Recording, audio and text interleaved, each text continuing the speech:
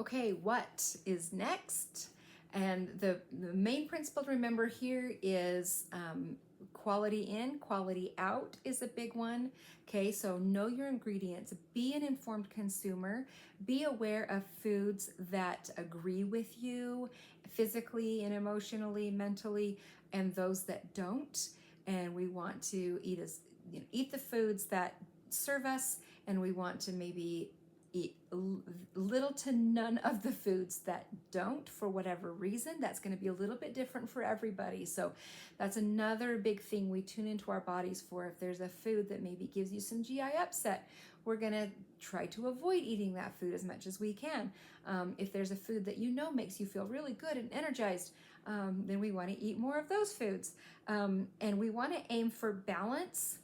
And we want to aim for a balance of not only the macronutrients, the proteins, the carbs, and the fats, and the veggies, of course, but we also want to aim for a balance of quantity, right? So using again the hand measurements as a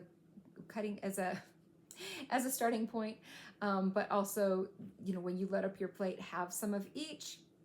And then eat them, and then with the occasional treat, right? Want to follow like the 80-20 rule or the 90-10 or whatever your personal preference is. We want to allow for the occasional treat. Don't be afraid of them, but again, you want to lean toward foods that are that agree with you, and not the ones that just don't make you feel very well. If you struggle with how you feel after eating a lot of sugar, you don't eat a lot of sugar. If you struggle with certain kinds of fruits or certain kinds of carbs, then you probably want to not avoid them. You do not force yourself to eat foods you don't enjoy.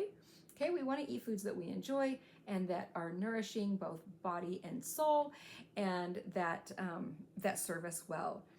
And an identity statement example here for this one. I am a person who cares for my body by feeding it nourishing foods so that it can function its best, while also allowing occasional treats for pleasure and balance.